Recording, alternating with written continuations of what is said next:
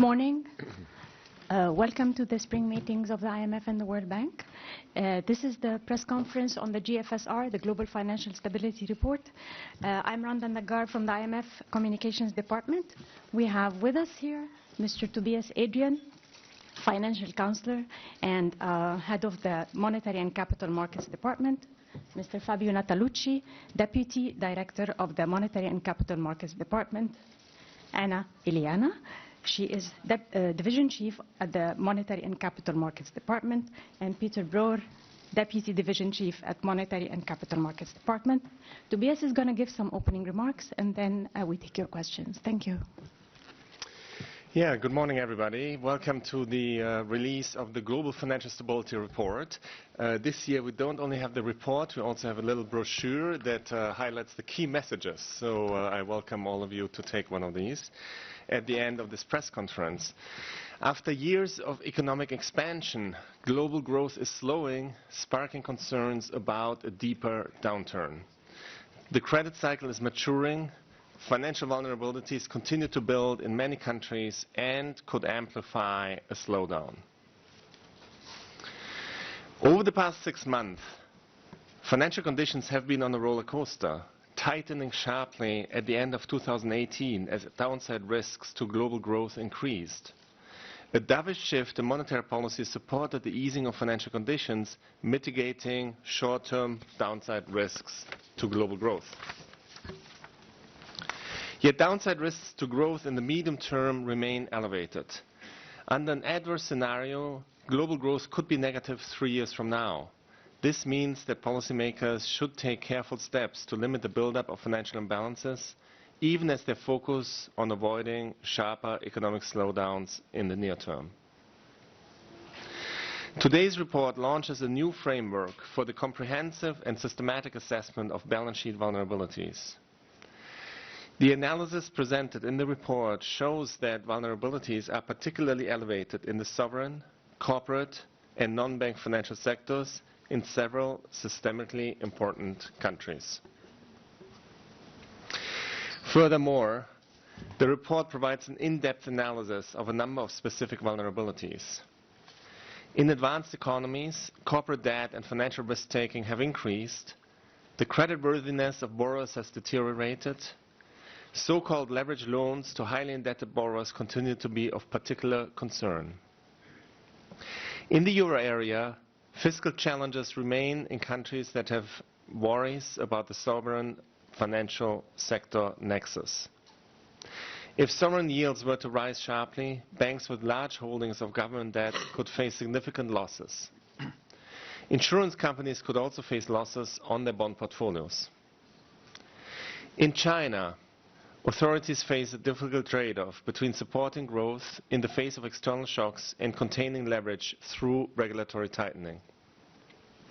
Weaknesses at small and medium-sized banks, low profits and capital buffers, large unrecognized shadow banking credit are restraining new lending to private firms.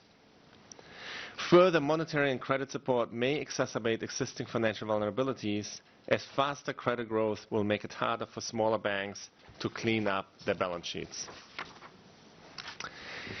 In emerging markets, overseas investment run by managers tracking popular indexes have increased dramatically over the past decade. Widening the range of investors can be a positive factor for emerging markets, yet that trend leaves these economies vulnerable to a sudden reversal of capital flows in response to global trends. Chapter 2 of today's report considers housing at risk.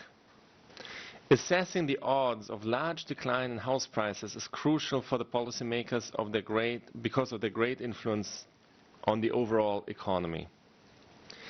Assessing the odds of large declines in house prices is crucial. Sorry, I read that. Downside risks to house prices have rotated since the global financial crisis. On average, countries that were more at risk in 2007 are less so today.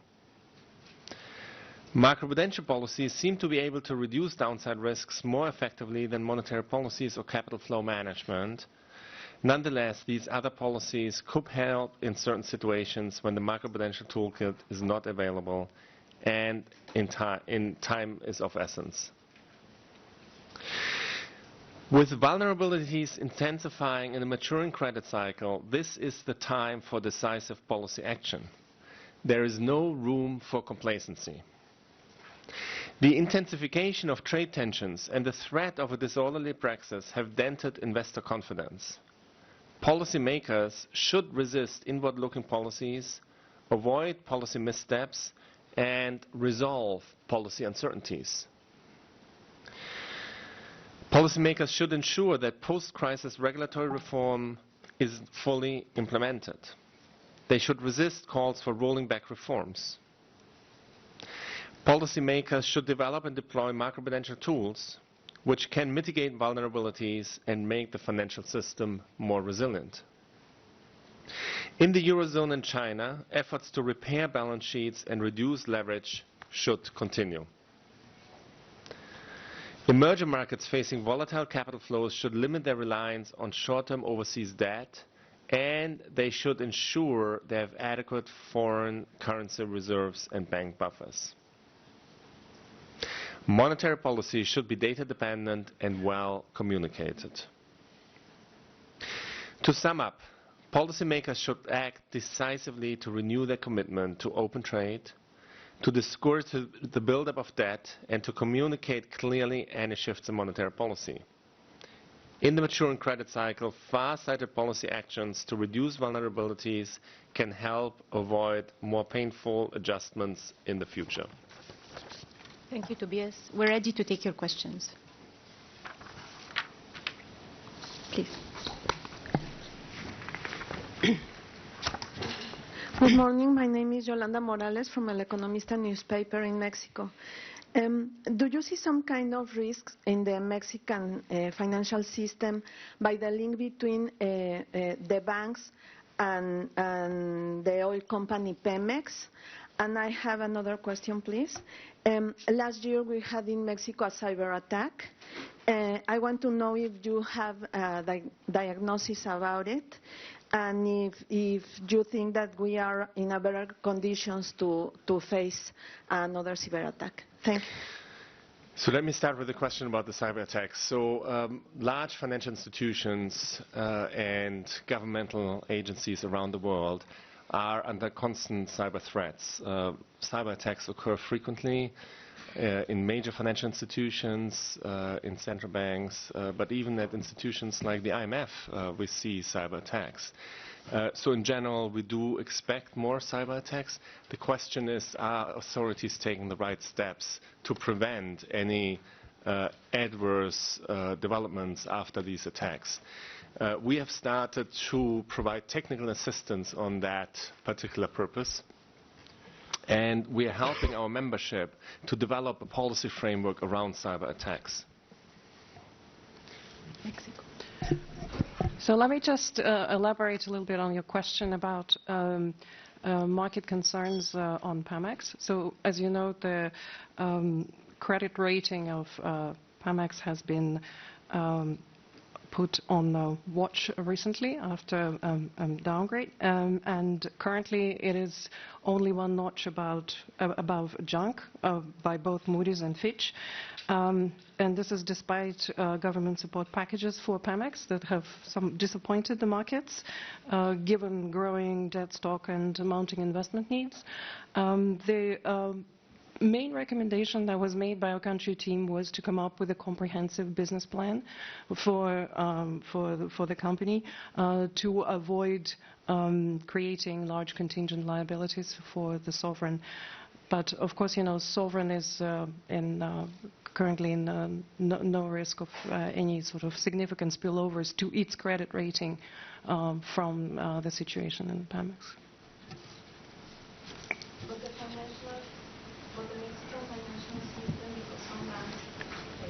Had credits for Pemex, so I want to know if they are in some kind of danger because the situation in Pemex.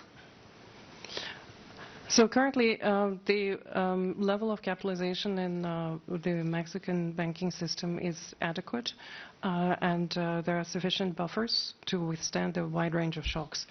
So the specific exposures of individual banks to individual companies is not something that we usually comment on. Please, sir. Hi, I'm Anup Roy from Business Standard India. My question is that what's your view on Indian banking system when there is this high NPA, but at the same time, our Supreme Court turned down an important measure by the Reserve Bank of India that says that you have to recognize NPA, you have to recognize a default if it is not serviced within 90 days. So that is being interpreted as a setback. What's IMF's view on this? So there continues to be a high stock of NPAs in India, and there has been some progression, but we would welcome further progress on the non-performing assets in India. Yeah, I mean, as you pointed out, the level of non-performing loans in India remains high, and the level of capitalization of some banks, particularly government-owned banks, should be bolstered. This is also one of the recommendations of the AFSAP, Financial Sector Assessment Program for India, that took place fairly recently. There were some steps that were taken by the authorities to boost capital buffers in banks and also improve governance in state-owned banks that have had some positive impact. I mean, in particular, we've seen average price-to-book ratios for Indian banks improving somewhat, and the institutional mechanisms for resolution and recognition of NPLs are, of course, extremely important part of the process of cleaning up the banking system of non-performing loans. And I think the authorities should continue working along these lines. Yes, thank you. Please, the gentleman.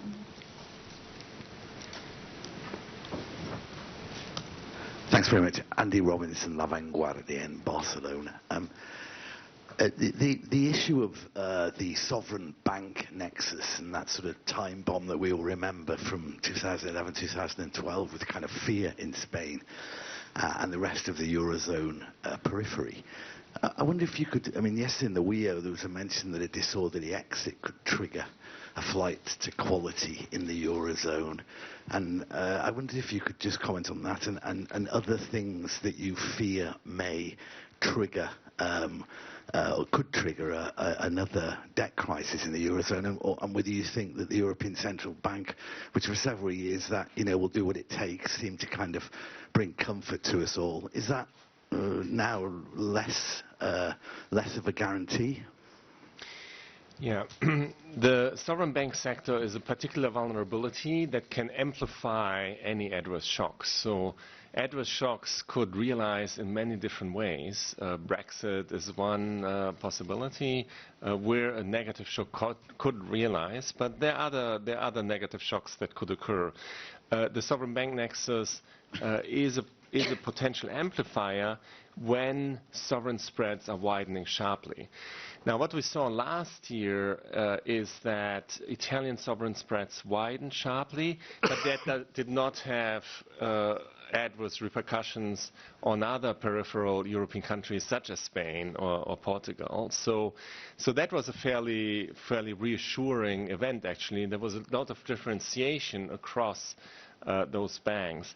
Now, in general, European banks are better capitalized. The level of non-performing loans has declined in Europe, but in some countries, sovereign exposures have increased, and that is a particular concern that we're flagging and discussing in the report.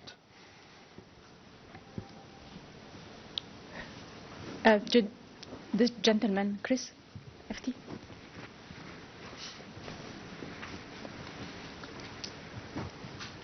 Chris Giles from the Financial Times. Can you talk a little bit more about the corporate debt concerns you've got? You said 70% of global output is vulnerable. How is this? What do you mean by the corporate debt being elevated, the risks being elevated? And is this a risk to financial stability on a similar level to the Eurozone crisis or the global financial crisis? So the starting point of the analysis was that there's been the global economy slowing, There have been market gyrations over the last 6 months that have affected risk assets. So that has kind of like raised investor concern about the health of the corporate sector. So you mentioned the 70% of systemic countries is one example that will come out from the radar map that Tobias has shown before. Now, we look at the indicators of credit cycle. Specifically, we compare the US with the euro area. It looks like the comprehensive indicator or corporate sector that takes into account corporate fundamentals as well as financial risk-taking. It's at record high in recent history for the US. Of course, we need to keep in mind that there are differences in the underlying market structure. So, for example, the role of market-based finance is much higher than it was in the past. So comparing periods, it's tricky in some sense. We know that insurance companies, pension funds play a much larger role, that foreign investors now account for 25 to 30% of the investor. And then we have a section in the brochure that shows that BBB, for example, so the lower rated segment of the investment grade is now quadruple over the last decade and account for 50%. So there are some signs of deteriorating credit quality, deterioration in underwriting standard. So the analysis tries to look at what happens if you have a slowdown in the economy or a tightening in financial conditions. And so the assessment is if it's a moderate slowdown in the economy and a gradual tightening of financial conditions, because debt service capacity has improved, balance sheet is stronger, then they should be able to weather without major problems. But if there is a much more severe slowdown in the economy and a much tighter financial condition, so more sudden and less gradual, then could be a problem for some firms, for a weak tail of these firms, particularly because the credit quality has declined, underwriting standards are weaker, and debt levels are much higher. So particular concern in this area is that there are very few macroprudential tools for the corporate sector. So in some countries, supervisors can limit the deterioration of underwriting standards to the extent that credit is provided by the banks. But of course, one of the big trends post-crisis is that market-based finance has become more important for the corporates. And there are very few prudential tools. So one of our policy recommendations in the report is to develop macroprudential tools for the corporate sector. The gentleman.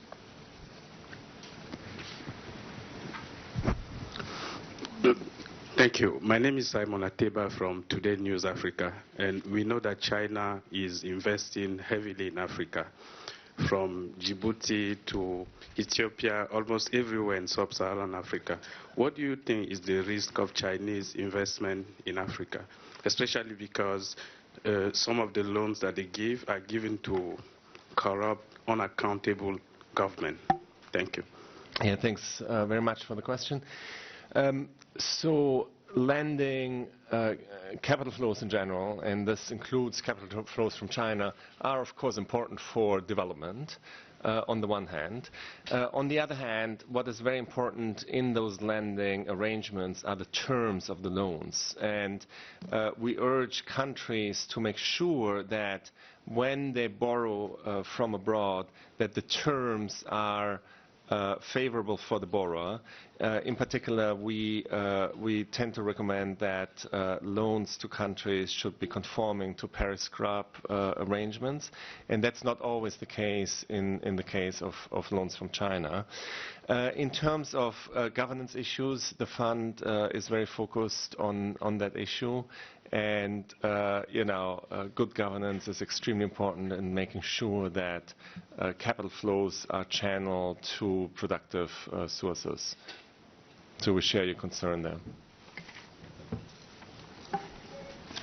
Hi, thank you. David Lauder with Reuters News Service here in Washington. Here in the United States, there's a debate over modern monetary theory, and this possibly could encourage Democrats, should they take back the White House, to spend a lot more and really load up on debt for infrastructure, Green New Deal, whatever. Just wondering what your view is on this debate and whether this will put more pressure on sovereigns, whether if the U.S. goes this way, it will encourage other countries to do so. Thank you. Well, in our view, there's no free lunch. We have seen again and again around the world and over time that unsustainable fiscal policies are problematic. They can incur, they can trigger crisis, and countries are becoming more vulnerable when debt is very high. As a matter of fact, in the report, we are flagging the rise of sovereign debt as one of the risk factors going forward. Of course, with the lower interest rates globally, there is a tendency for countries to take on more debt, but it is risky. The lady in the back with the headscarf. Shaima Ahmed, journalist at Daily News Egypt. In the second chapter of the report, you said that house prices hiked recently in all over the world, and I want to talk about the Arab world and Egypt specifically. That a price house spiked and hiked at very, very crazy rates. So I need to know your opinion or comment regarding the effects of these prices, if it continued on the GDP, and what are the IMF's efforts in handling these issues? Yes. Thank you. Thanks for the question. So this analytical chapter on the house prices is particularly interesting. So what we show is that downside risks to housing prices is really determined by 4 factors. The valuation ratios, like price to rent ratios, are important, and I think this is what you're referring to. Overall financial conditions are important, overall credit to GDP, and then GDP growth. Those are 4 factors that determine how much downside risk there is to housing prices. And what we find is that in close to 30% of both advanced and emerging markets, house prices are at risk at a similar magnitude as what we saw in 2007 prior to the financial crisis in the US. So there is an increased level of housing at risk in many countries. And I would invite you to take a look at our Article 4s that are flagging risks in particular countries. In this report, we don't publish individual country results, but in the Article 4s, we do discuss those risks. We'll take a couple of questions online and then get back to the room.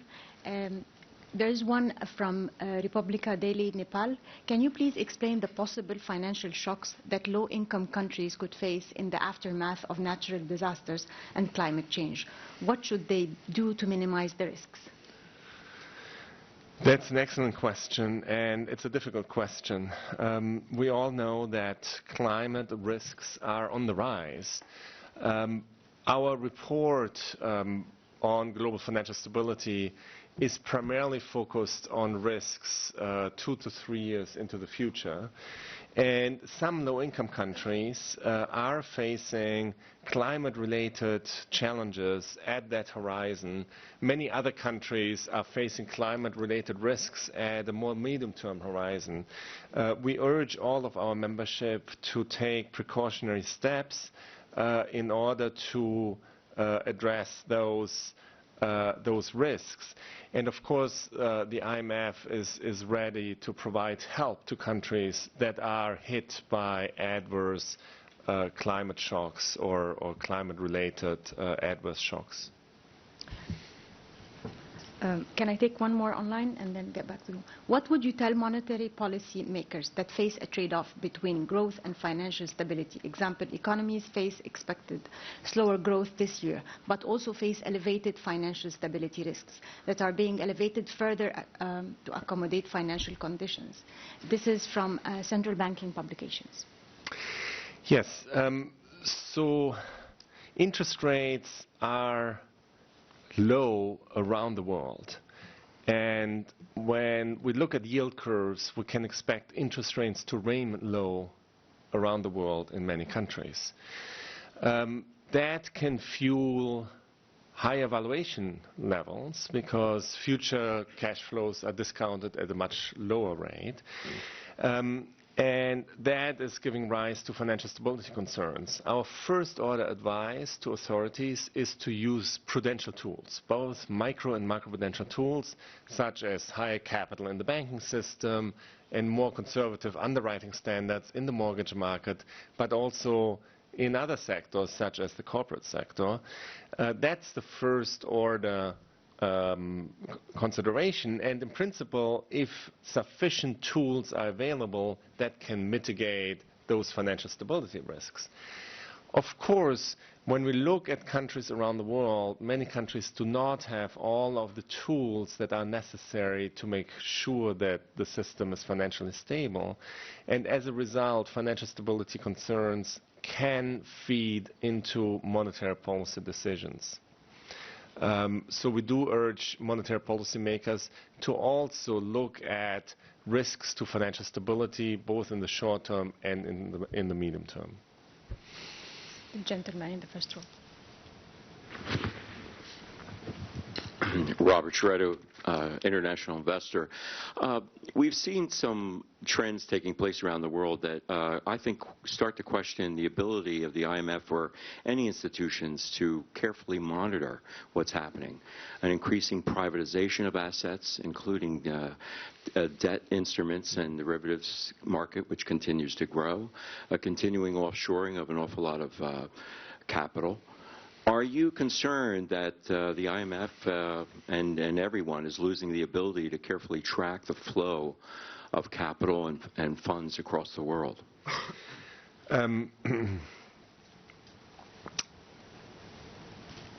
It is certainly challenging to track all flows around the world, and there are data gaps.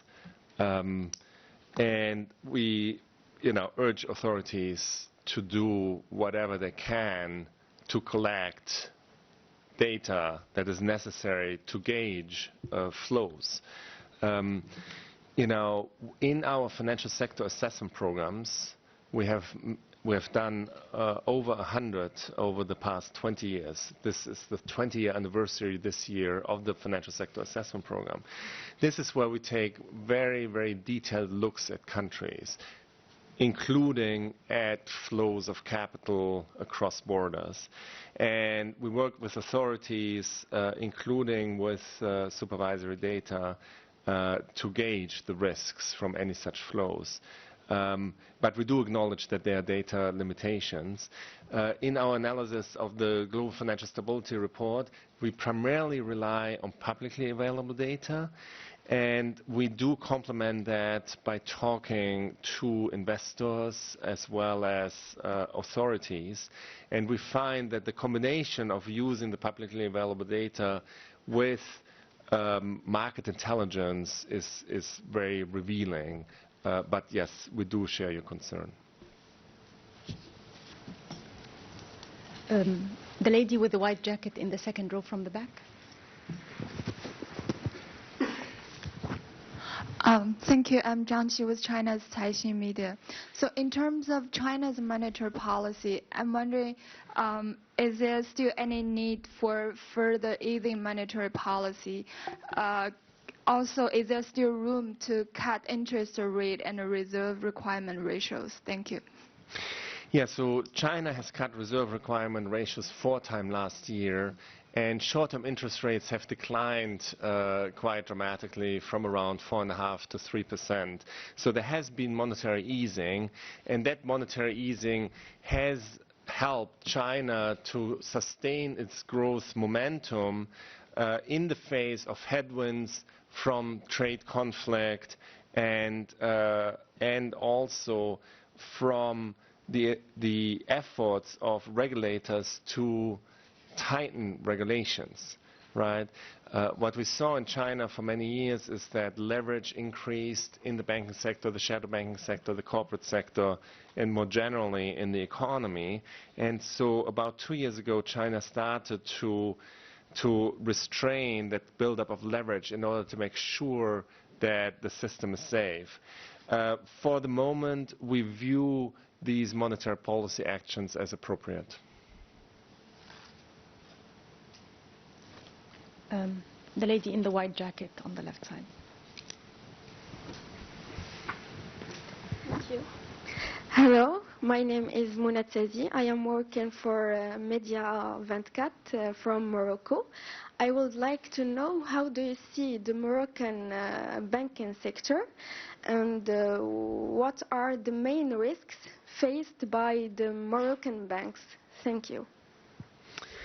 Yeah, thanks very much for the question. So we don't specifically focus on Morocco in this report, so we don't have anything to say at this point. But we do point you to the regional press briefing that is going to occur later this week, where you can ask very country-specific questions.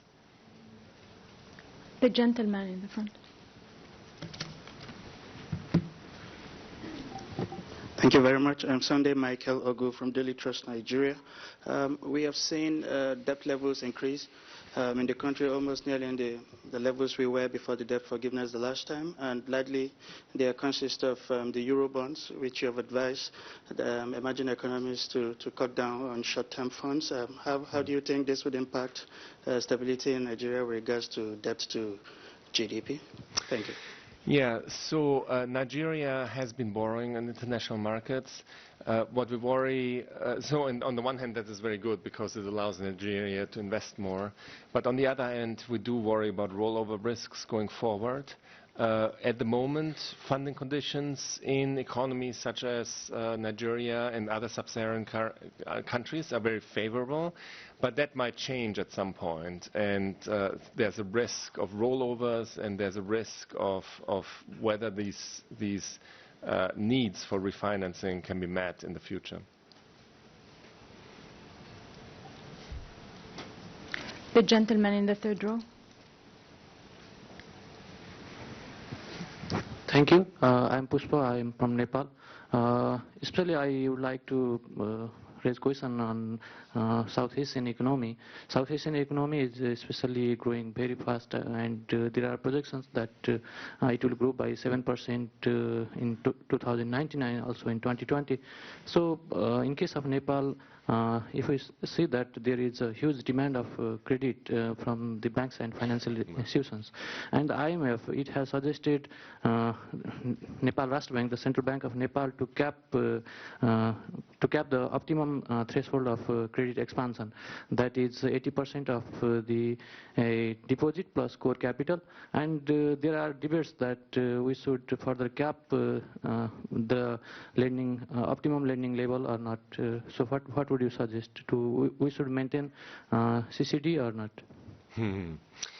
So again, we don't give advice on the policies of specific countries here. We do the financial sector assessment programs for that, and again, there will be a regional press briefing where you can ask questions about specific countries. So in general, our framework is that we gauge downside risks. So we have a financial stability metric that is the downside risk as a function of financial conditions and financial vulnerabilities. So the credit to GDP, for example, and other metrics of leverage are financial vulnerabilities, while financial conditions are more related to prices. And we do advise countries where those downside risks are increasing to take more steps in order to make sure that vulnerabilities aren't rising too much. So I'm going to turn to my colleague Peter, who's going to say a little bit more about our systematic assessment of financial vulnerabilities. Okay, thanks, Tobias. So in this GFSR, it's really an innovation, what we call the indicator-based framework, which helps to identify and monitor financial vulnerabilities across sectors and countries. Vulnerabilities increase financial risk by magnifying and propagating the effects of adverse shocks. So tracking them, these vulnerabilities, on a systematic basis helps to prioritize and sharpen policy recommendations. We essentially do this by collecting indicators by vulnerability type, like leverage, currency, maturity mismatches, across a number of sectors, banks, non-banks, households, and so forth. In total, we collect more than 50 indicators for 29 countries. And the online annex really has more detail on exactly how we go about doing that. The results are summarized in figure 1.4 of the report. where the top panel really shows the proportion of systemically important countries with elevated vulnerabilities, and the corporate vulnerabilities were already mentioned. And then there's a second panel that shows the distribution across regions and sectors. Thank you. Further questions? The gentleman in the second row from the back. Dion Rabowen from Axios. We've seen over the past few years increasing polarization within politics in particular countries, and at the same time a rise of more autocratic leaders, which I think has clearly led to policy mistakes. Particularly you could highlight Turkey, the United States. Argentina has an election coming up where one of the candidates I think would certainly cause a lot of financial market panic. I'm wondering how this impacts the Financial Stability Report, how you all assess the growing threats and all that. How much does politics play a role in your reporting so far, and how much do you anticipate it playing a role in future reports? So when we look around the world, and in particular when we look at countries where we help via programs, we do see that policy uncertainty and in many cases bad decisions are a root cause for financial distress. What we have seen in the past 2 years is that policy uncertainty has been at historically elevated levels. And that kind of policy uncertainty in many countries around the world is a risk factor for financial stability. So we have started to take that more systematically into account, and it is certainly, recent work at the fund has shown that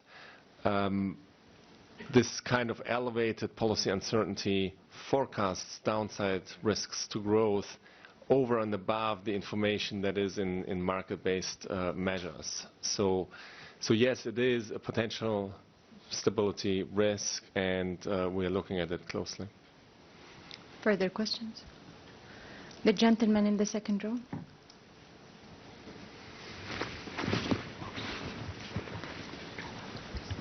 Thank you. I'm Siddiq Islam, Financial Express, Dhaka, Bangladesh.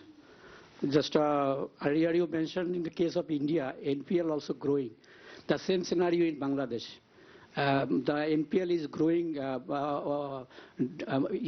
day by day, despite taking some measures by the central banks as well as the government.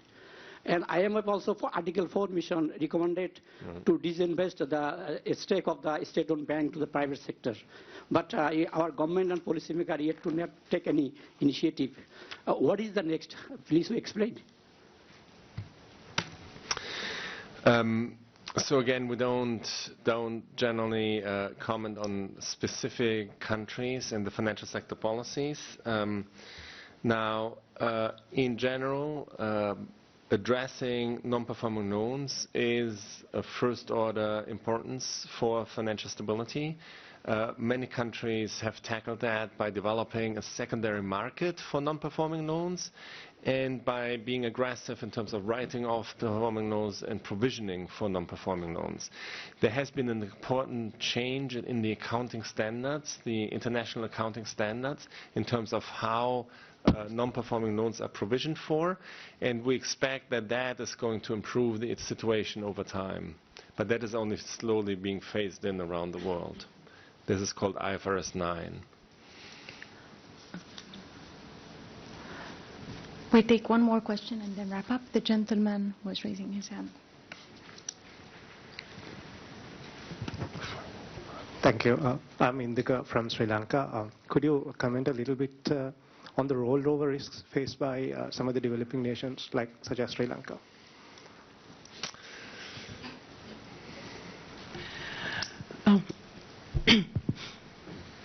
So looking across low-income and developing countries, we can see that public debt levels have increased significantly in recent years in many of these countries.